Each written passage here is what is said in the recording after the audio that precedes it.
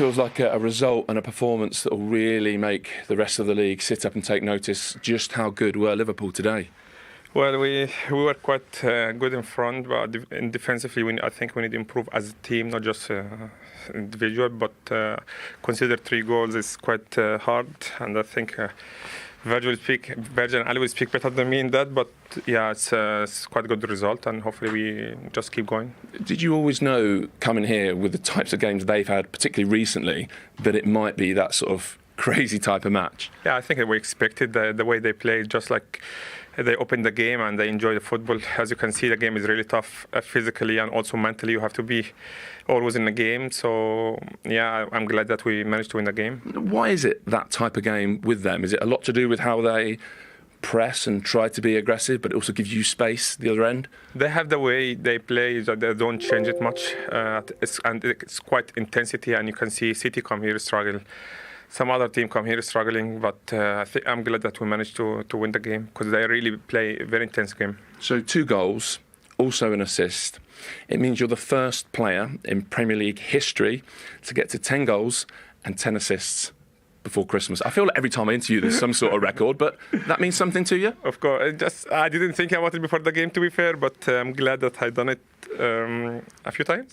So yeah, and something make me happy. I'm proud. I'll just keep working hard. And maybe more important than that, well, actually, definitely more important than that, you're now 4th on the all-time list of Liverpool goal scorers. Now, that must mean something. Of course, it's something great to achieve. It's such a big club like Liverpool. But again, the most important thing is we won the game, and to have that achievement is great. How high can you get on that list? I had a little look before you walked in. Ian Rush is, I think it's 117 away. I mean, you need to stay a bit longer, to be honest. But I don't know how he scored that many goals, to be fair. I think the football in that time was quite 7 against 7. It wasn't really 11 against 11, but he's a great legend for the club, and we have a good contact. So whatever I'm going to end my career with, I'm happy about it. So let's see. I'm just going to ask you this. Is there any update on your situation, Mo? No. Nothing you can say. All right. Thank you. Thank you very much.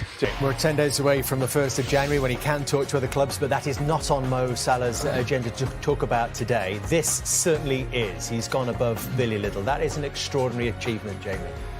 Unbelievable, it really is. He's just an absolute phenomenon.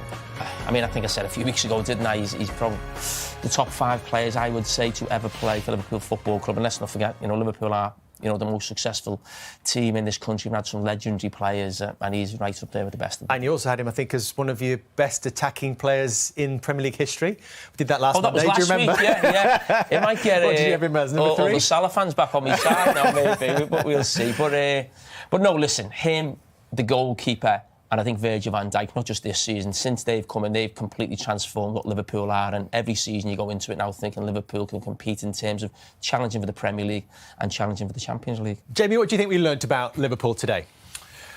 The difficulty when you try to analyse a game when you watch Tottenham is you're playing against the back four. When you look at Tottenham's back four with Dragus and Archie Gray, I felt really sorry for Archie Gray. He's 18. He's played right back for Leeds at times, but predominantly a central midfield player. He gets exposed to playing against one of the best front threes in European football. Dragusan, you think is more of a centre back. You got left back it hasn't played a lot of football, so it wasn't their best back four.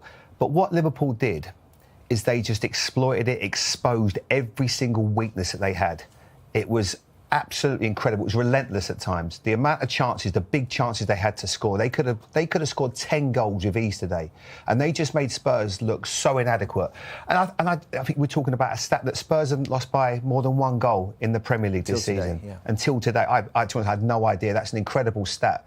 But still, to put the level in and the intensity and the opportunities that Liverpool threw up was just amazing. And the intensity, Jamie said it, they're a scary proposition right now, and if they can keep this going at this level, they're going to be incredibly hard to stop. Did you feel a bit sorry for Spurs? Certainly their defenders. Yeah, I certainly did. And you know what? Spurs, at the start of the season, we were talking about them being a top 4 side. And, OK, they've had the injuries and they've had a few problems, like a lot of teams this season. But if you want to be up there challenging the Liverpools and the Man Cities and the Arsenals and the Chelseas, they saw today what it's about. They saw today what that's all about. Which is what? They're a long way away from it at the moment, and that's no disrespect. Andrew's got a lot to do. They have entertained this season at times. We've come here and they've played some outstanding football when they've got their best first 11. When they haven't got their first 11, then they're a pretty average side. I think the problem from Les is most managers find them really entertaining as well. Yeah, I mean, opposition. That is. What Arnie was saying. That's the problem. What Arnie was saying at the beginning, like, you know, they're attacking football, they're great, they're this, that, and the other, because he knew what he was coming there to do. He knew what he was coming up against, and he knew the opportunities that Liverpool would get to that. That press conference from Slot on Friday was hilarious. I mean, people thought he was defending Postecoglou. I don't believe that for 1 minute. Like he was actually. There is a managers' union, Jamie. I know, but listen, but I actually thought he went too far and it was too obvious. You know, he was desperate for Tottenham to play exactly the same way as they played against Manchester United, and they did, and Liverpool could have scored 10.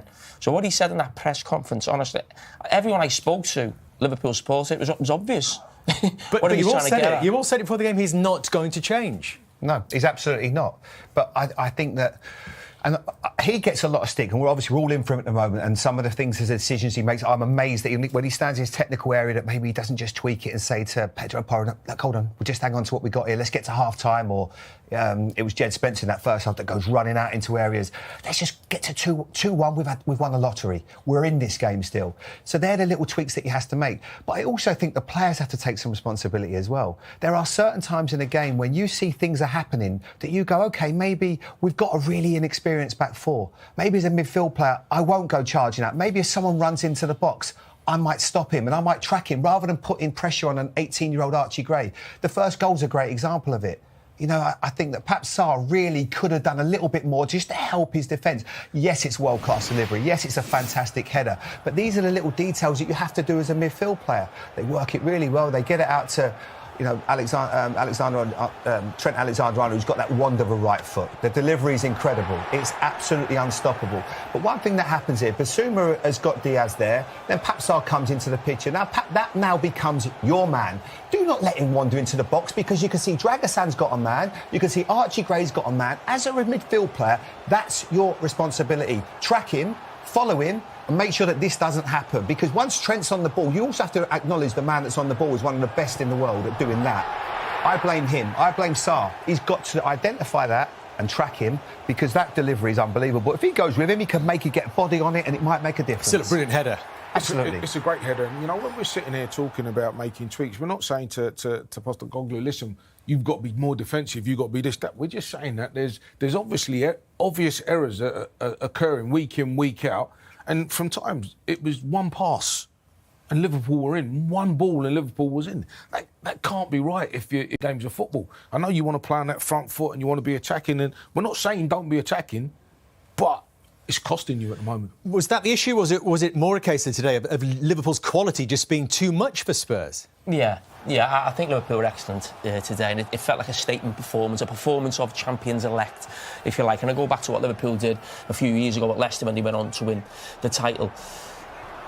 And we were watching the game up here and they were so dominant, but even at 1-0 you're thinking they need the second goal just to give them that little bit of a buffer. So this was a really important goal, because it just being complete domination from minute 1 to 36, and that was the first time they had that real bit of breathing space. But yeah, listen, it could have been anything today. And in some ways, the scoreline really flatters Tottenham. It's probably one when you get out, you get home, if you're a player and think that could have been an awful lot worse. Spurs' goal was a surprise, wasn't it, before half-time? It was, and as the time it came in, like I said, Liverpool was so dominant at the time.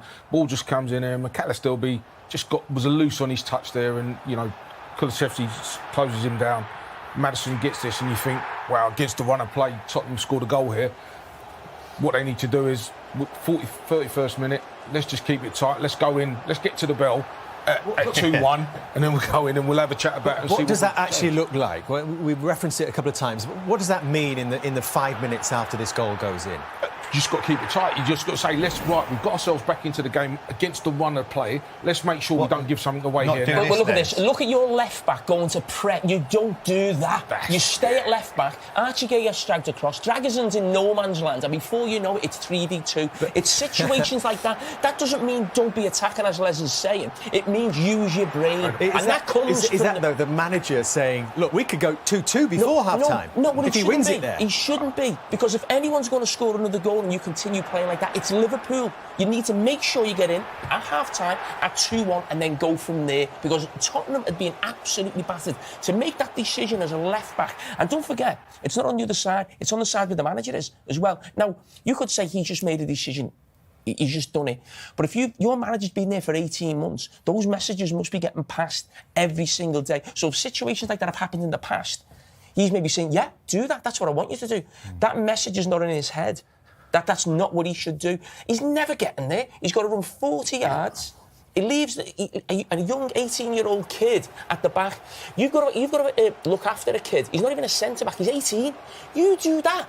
A minute before and after him, it's absolutely unbelievable. It's what we saw the other day. Do you know what he does here?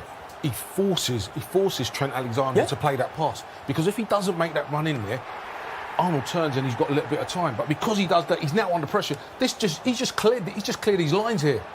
Dragison's too far away, doesn't make it, and the ball's in the back of your net. And the other thing is as well, you've got to remember that this back four, it played together on Thursday night. It never plays together. So you can't say that, well, they've been coached to do that, because they haven't had any time to be coached since But that's Thursday. The mentality of the team, though, yes, I know, but the fullbacks to get it. This is what we're trying to say, that there comes a time in a game when you just use your football intelligence and you just say, and somebody on that pitch has to just say, OK, let's just stay calm for a bit here. They haven't got people like that on the pitch. I know they haven't, but it's not. But that's where somebody has to do that, because that can't be worked on, because Jed Spence predominantly plays on the right and he's playing on the left in this situation. He's just taken that decision upon himself. That's not. The manager's not told him to do that. It's on his side. Yeah. Can Ange Postecoglou not in that moment shout, no, just hold your run there? Well, no, because he's made a decision himself. That's what I'm saying. So it's not always the manager. Like when he goes across Archie Gray, and then Dragosan, who's an experienced defender, tries to win a header, he's got no man's there. That's not. I mean, the manager can't be saying that's his fault. It's just bad defending as well. What's happened there is they've obviously spoken about this, and they've said whenever Trent gets on the ball, we want you to close him down. But as you said, as a player, you've got to see, I'm 40 yards away from where he is now. I'm never getting to him. I'm never going to get there to affect him enough. And he doesn't. He just carries on going, because that's what he's been told in the dressing room. Whenever Alexander gets the ball, I want you to close him down. So he goes on his way, but he's never going to get there. And Alexander just turns and plays the ball in behind. It goes back to what we said midweek, and I continue to say every time I watch Tottenham, it's the state of the game makes no difference. It's 2-1, it's a minute to half-time. Play differently. If that was the first 10 minutes of the game and it was 0-0, you're saying, OK, maybe we're pressing Liverpool, and you've got to deal with that at the back, because we want to be on the front foot, we want to press them. It's 2-1, a minute before half-time. You have to get to half-time. It feels in some way that goal almost sums up Tottenham right now. Yeah. It's organised chaos. There's no structure to that, and I just feel that when you're going to play, you've absolutely got no choice. You're giving yourself mountains to climb, because when Trent takes that ball with his left foot and plays it, he just lumps it. You cannot go from there. He's got his back to goal, and then Trent takes it inside and boot up the pitch, and all of a sudden they're through on your goal. That cannot happen. One final look, just for the avoidance of any doubt that you might have. Look, he got in there. He's forced him to do this, because if he doesn't go in the manner that he does. Trent doesn't play that ball like that, and it's in the back. So 3-1 at half-time, and shoulders are slumped, the body language around the stadium, the atmosphere has been sucked out of it again, just as Spurs had got a lifeline. Do you think there would have been a conversation, Jamie, in the Liverpool dressing room, to be more ruthless in the second half? Oh, 100%. I think there would have been an element of the manager slot at half-time frustrated that the game wasn't completely put to bed, and this was the goal that done it. I mean, I mentioned to the lads at half-time as well. The good thing about Liverpool in the first half was the fact that Salah hadn't scored, because Liverpool have probably been over-reliant on him this season. So it was nice to see other players get on the score sheet. But we know what Mo's like. He's just an absolute goal machine, a numbers machine. It's not just goals, it's assists as well. And we always know he's desperate to get on the score sheet, especially when there's other people scoring goals. He looked devastated, actually, when he came off. off. By Virgil, that. You've seen where the ball gets played long, Virgil just drops, gets himself in a good position, and straight away you're through.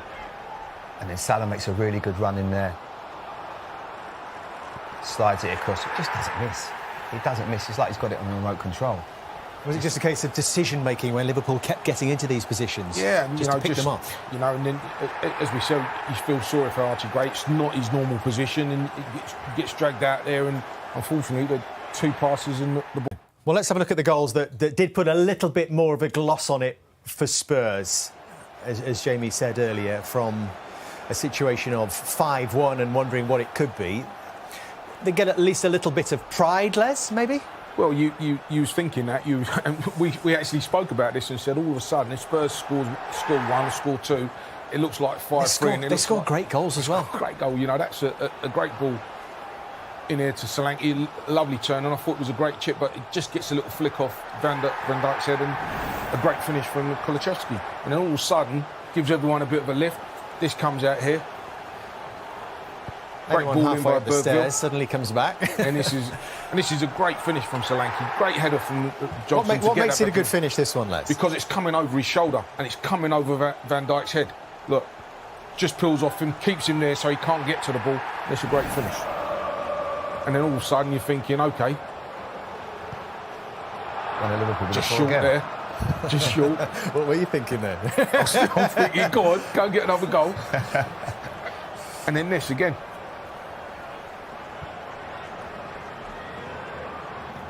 Yeah, it's really good. Timing of the run. Liverpool did that a lot. You think of the gap cross earlier on, just timing of that run, the timing of the pass, just to make sure he's on side. And again, I think it was really good for Liverpool that Diaz got a couple of goals as well. Harry Lime, that one, Carragher, wasn't it? The old Harry Lime, third man run. Are we watching the most efficient front line of the Premier League right now? Yeah, but they've got options, haven't they? That's the thing. They can bring players on. You're bringing on Jota that make a difference. You know, you need Núñez. He can come on and add a bit of chaotic factor to the team. They've got so many different options that make them hard to stop. And with Salah scoring the goals and the assists that he's got, that's what you need. And I think that's what probably the difference. If you look at what Arsenal and what Liverpool have more players that can come on and change the game. Arsenal just haven't got that strength in depth that Liverpool have. Do you think that separates Liverpool from the rest, Jamie, that ability to get goals from so many different sources? Yeah, you look at Liverpool's bench there, they're bringing Jota and Núñez on. You know, they've got Chiesa who's still not up to speed. There's probably a lot more numbers there in terms of when you look at Arsenal. Unfortunately for them, Saka, we don't know how long he'll be out. But you think if Liverpool did lose Mo Salah, for instance, and they did for a time last season, they've probably got more options there to come off the bench and make a difference. I mean, there's no doubt Chelsea have got those options if you're comparing them. They're in the title race, of course, at this moment. But that is a worry if you're coming up against Liverpool. There's goals there. It's an extraordinary record of form. If you go back 65 games, we mentioned this at the top, so we're going back to Klopp's penultimate season, that they finished unbeaten the last 10 games of that season, then lost only 4 games in his final season, and they get to this stage of the season with only 1 defeat this time. So that's 5 defeats in 65 games. The next best are Arsenal and Man City, who both lost 10 games across that period. And these are the players that have started the most games of those 65. And there's something that ties the top 3 on that list, certainly. Virgil van Dijk, Mo Salah and Trent Alexander-Arnold, as we know, all 3 whose contracts expire at the end of this season. And we have 9-10 days away, the possibility of any of those 3 players opening negotiations with a foreign club. You're shaking your head, Les. Yeah, no, because we're talking about how brilliant Liverpool were going forward, and I'm looking at Van Dijk and I'm thinking it's just a Rolls Royce. You know, him and Gomez today were absolutely exceptional. Never really looked like under too much pressure in the 90 minutes, apart from the ball that goes over Virgil's head for Solanke's goal. Never put a foot wrong. They haven't got a cleaner's kit, have they? That's true. But is that one thing that could potentially derail their season if that becomes a problem? What, the contract? Those 3 players that have played more than anyone else across that period. No, not really, because I say Virgil's always he doesn't look ever flustered or tired. He's in magnificent form. He never has to get out of second gear at times. I think if you look at what Trent does with the opportunities that he gets, you'd want Conor Bradley to come again, so just at times you can maybe play, because Conor plays at such a high level as well.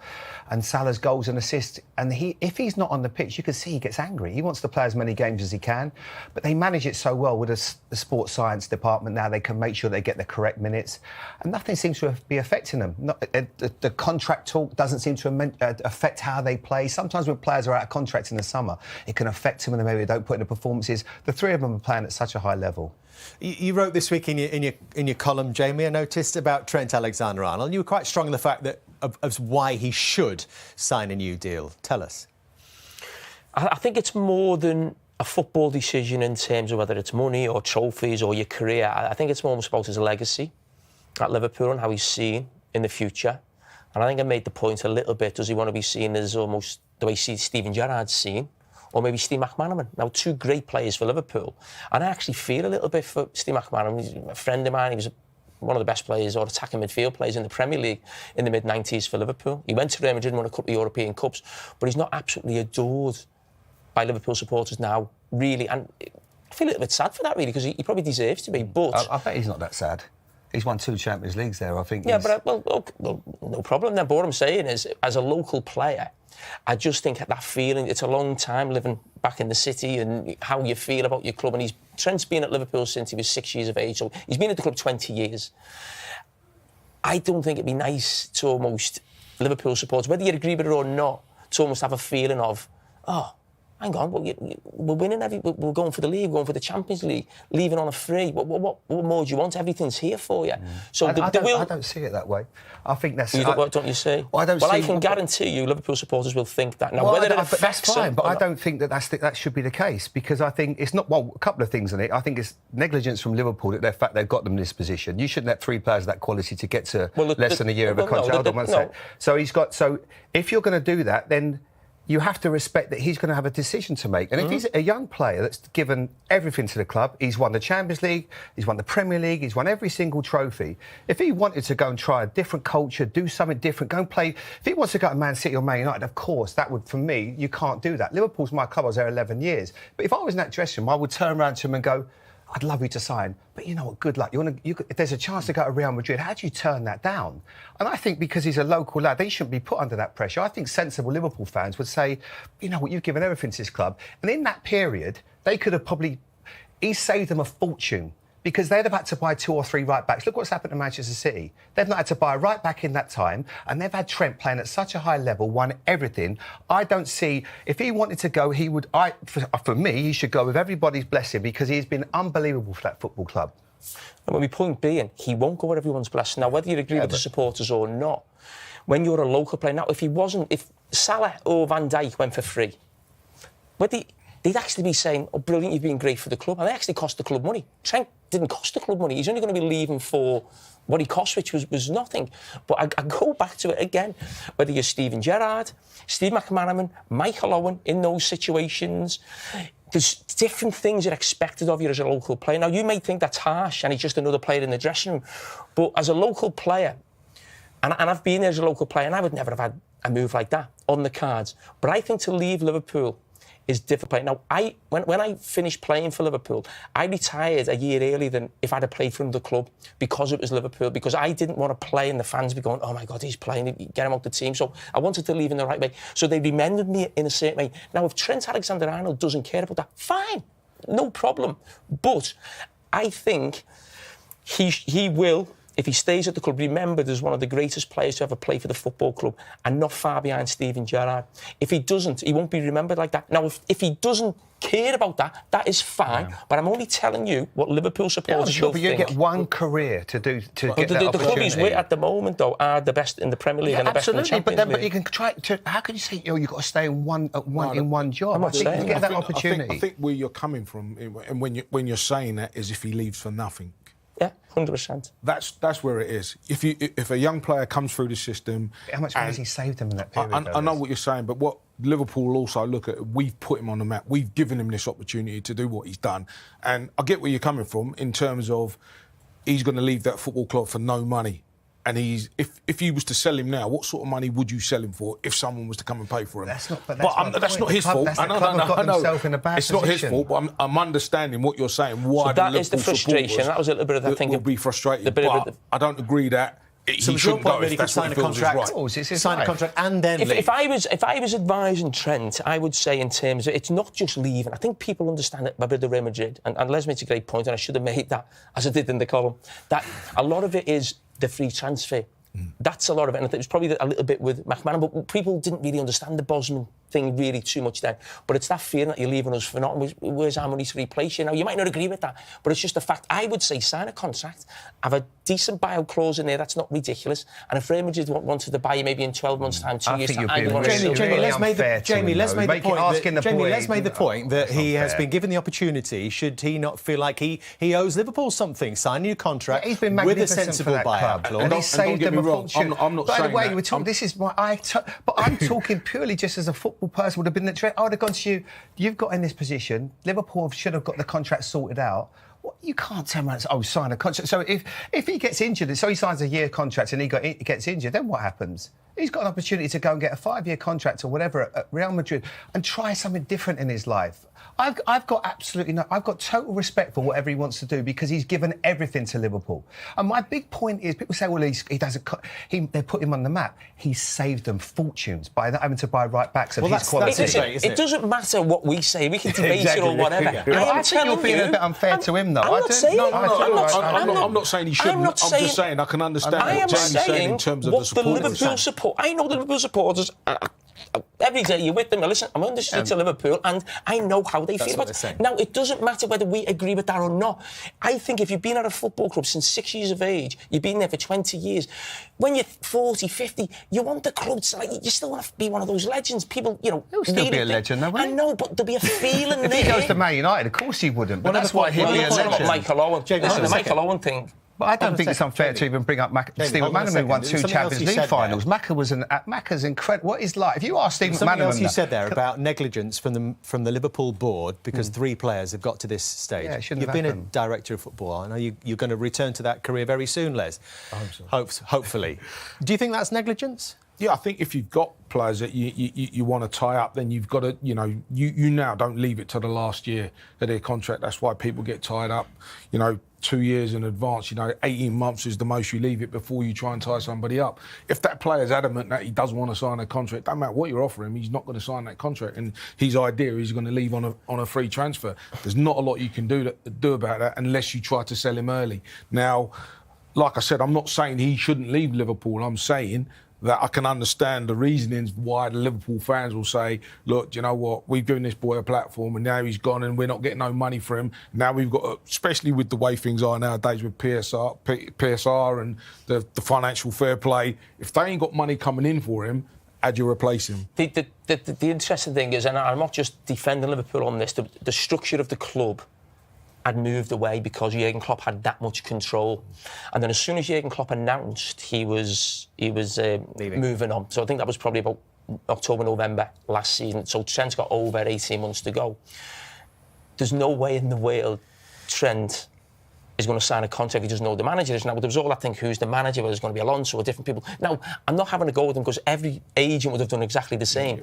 But they were in a position where they could say, no, we're not ready to sign. We don't, no, we're not ready. We need to know who the new manager is. And then when the new manager comes in, it's a bit, are we going to be successful? I've got a lot of options out there. Now, the thing is, Liverpool have proven at this early stage to be looking like they could be really successful in terms of, top of the Premier League and got the Champions League. So Trent's advisors could use the situation that Liverpool found themselves in as a football club to, take advantage of his position. But can I just say one more thing? Because there's every chance he could stay as well. He might stay, and if he does, but I'm just saying, but we shouldn't say that you shouldn't do this or you should. It's his life. It's his if he wants to go and play, he's good friends with Jude Bellingham. Going to Real Madrid, I think there's the only club in the world where I can totally get. My God, that's the biggest pull. Let me put you in Liverpool's position now.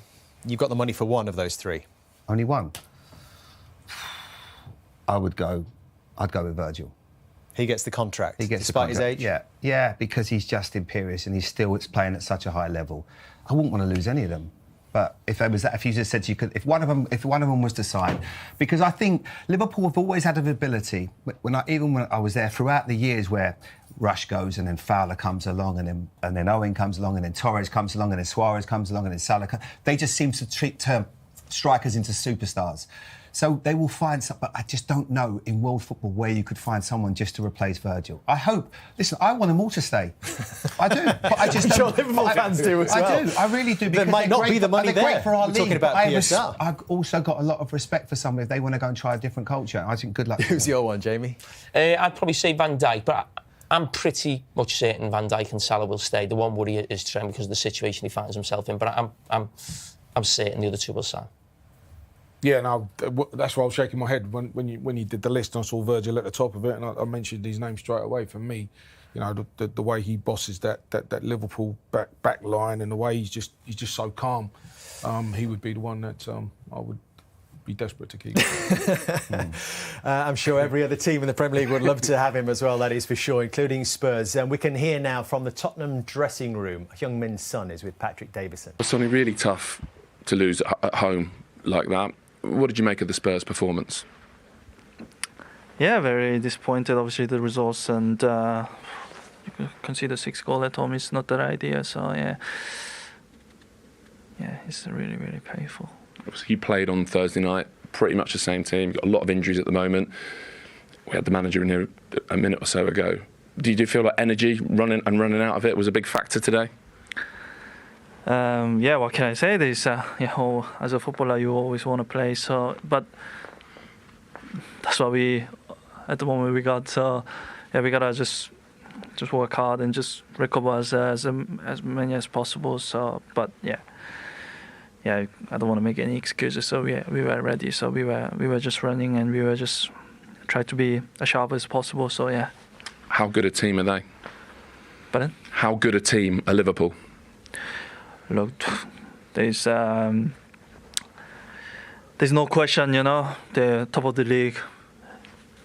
You can see quality players and top discipline, and I mean, there's a reason they're top of the league. So yeah, quality players, and if you give any mistake, they punish you. So yeah, very, very good side. Do you feel like sometimes as well, with the way you play, how brave you are, the risks you take every now and again, particularly with some injuries against top sides, there's a risk of something like that happening?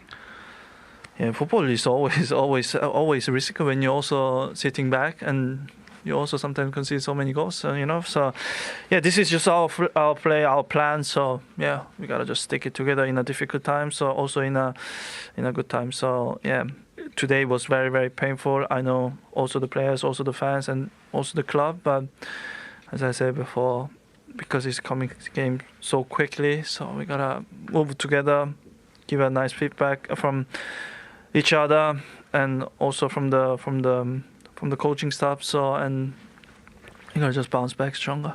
Thank you. Thank you. A snapshot of the dressing room. It's not going to be a very happy Christmas, is it, at the Spurs training ground? I suppose we've seen the extreme emotions from beating Man City 4-0, and then that there today.